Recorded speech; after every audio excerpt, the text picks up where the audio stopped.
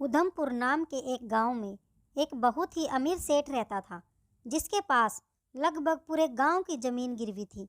गांव में एक समय बाढ़ आ जाने की वजह से सभी किसानों के खेत में लगी फसल खराब हो चुकी थी।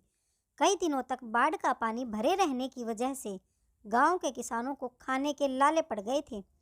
तब गांव के लोगों ने फैसला किया कि अपनी जमीन लाला जी के पास गिरवी रखकर धन का प्रबंध कर लेते हैं, ताकि कुछ समय तक अपना गुजारा कर सकें।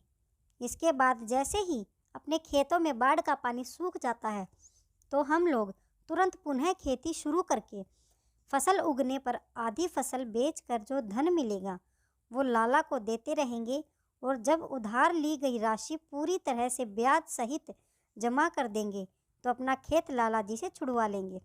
इस वजह से किसानों को अपने बीवी बच्चों का पेट पालने के लिए गांव के लाला के पास अपनी ज़मीनें गिरवी रखवा कर धन उधार लेना पड़ा, ताकि 3 वक्त की रोटी नसीब हो सके।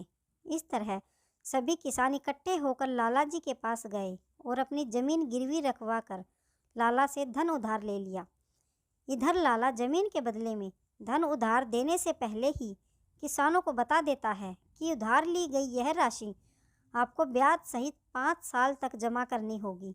यदि न कर पाए तो यह खेत मेरा हुआ। सभी किसानों ने इस पर सहमति जताते हुए लाला के पास अपनी ज़मीनें गिरवी रखवा दी। गांव के मालिक राम नाम का एक किसान था, जिसमें उसकी एक बेटी थी, यही कुछ 22 साल की। बेटी का नाम रोशनी था। रोशनी बहुत ही तेज़ दिमाग की थी और बहुत ही समझदार थी। रोशनी का उसके पापा के सिवा और कोई नहीं था। मालिक राम ने अपने गिरवी खेत में फसल उगाता और पकने पर बेच देता। बेचने पर जो धन मिलता वो उसे 3 हिस्सों में बांट देता। एक हिस्सा लाला जी का, दूसरा हिस्सा घर खर्च का, तीसरा हिस्सा बेटी की शादी के लिए रख लेता। हर बार की तरह लाला खुद ही साम लेने पहुंच जाया करता था। मालिक राम काम में व्यस्त था, जिस वजह से जब लाला मालिक राम को आवाज़ लगाता है तो आवाज़ मालिक राम को सुनाई नहीं देती। लेकिन लाला की आवाज़ सुन बेटी तुरंत बाहर आती है और लाला जी को बैठने के लिए कहती है, पानी लेकर आती है। लाला रोशनी को देखकर चकित रह जाता है कि यह तो बहुत ही सुंदर है।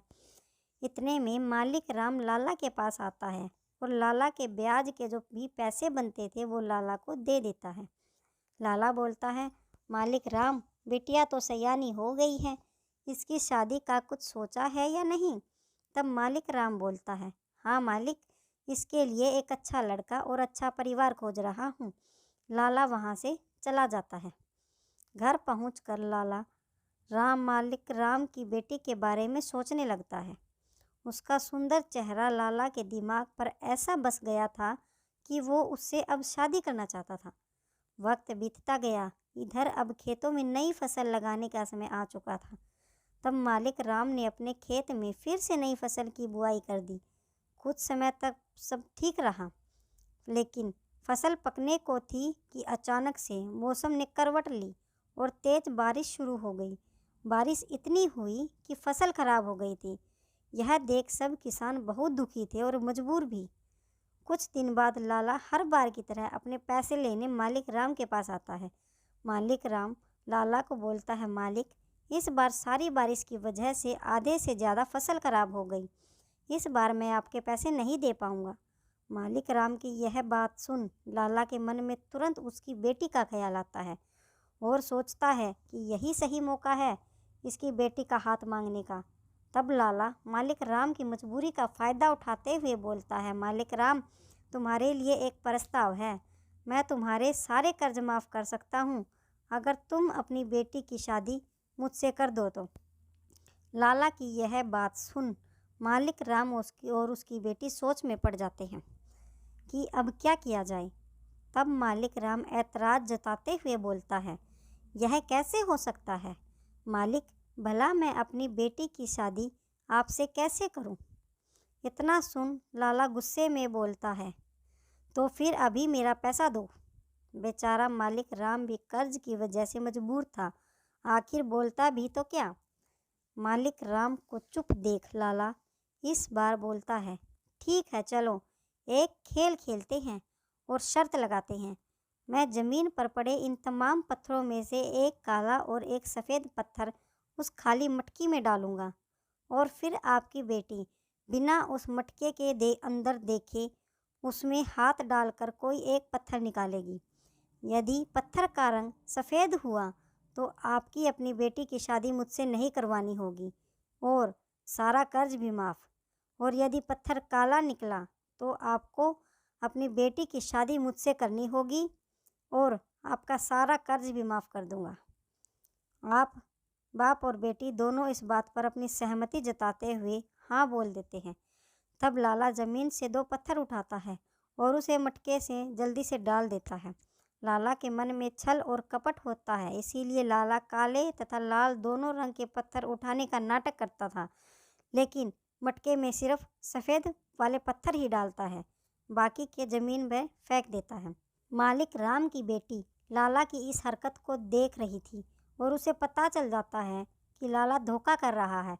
वह सफ़ेद पत्थर मटके में डाल देता है, लेकिन रोशनी यह सोचकर चुप थी कि सच बोल दूंगी तो लाला को धन देना होगा, जिस वजह से हम भूखे मर जाएंगे। यदि नहीं बताया तो मेरी शादी उसके साथ कर दी जाएगी। हालात को देखते हुए रोशनी बहुत मजबूर थी। रोशनी इस स्थिति में अपना धैर्य बनाए रखती है और ठंडे दिमाग से काम लेती है। वह कुछ सोच विचार करती है कि इस समय क्या करूं कि इस लाला की चाल से बचा जा सके। तब रोशनी के दिमाग में एक युक्ति आती है। वो लाला के कहने पर मटके से पत्थर निकालने चली जाती है।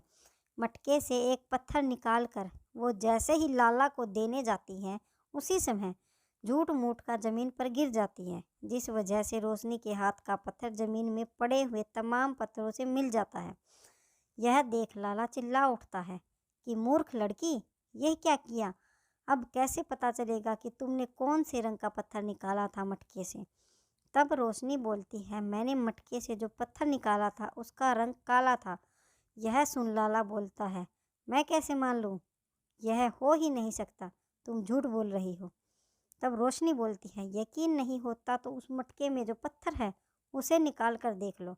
यदि पत्थर सफ़ेद हुआ तो साबित हो जाता है कि मैंने काला पत्थर निकाला था। रोशनी की यह बात सुन लाला हक्का बक्का रह जाता है। लाला के मुंह से तो मानो आवाज़ ही चली जाती है। गला सूख जाता है कि यह क्या हुआ? अपने ही जाल में मैं खुद फंस गया। शर्त के मुताबिक अब लाला को मालिक राम का सारा कर्जा माफ़ करना पड़ता है। लाला वहाँ से उदास मुंह लेकर घर लौट जाता है। इधर रोशनी ने जब अपने पिता को यह सब बताया तो मालिक राम अपनी बेटे की इस समझदारी पर बहुत खुश हुआ। तो देखा दोस्तों, कैसे एक किसान की समझदार बेटी ने किस मुश्किल समय में बुद्धिमानी से काम लिया। सीख, इस कहानी से हमें यह सीख मिलती है कि मुश्किल समय में हमेशा धैर्य और बुद्धिमानी से काम लेना चाहिए। दोस्तों, अगर आपको यह छोटी सी कहानी पसंद आती है तो आप हमारे वीडियो को लाइक कीजिए, शेयर कीजिए और हमारे चैनल को सब्सक्राइब कीजिए। धन्यवाद।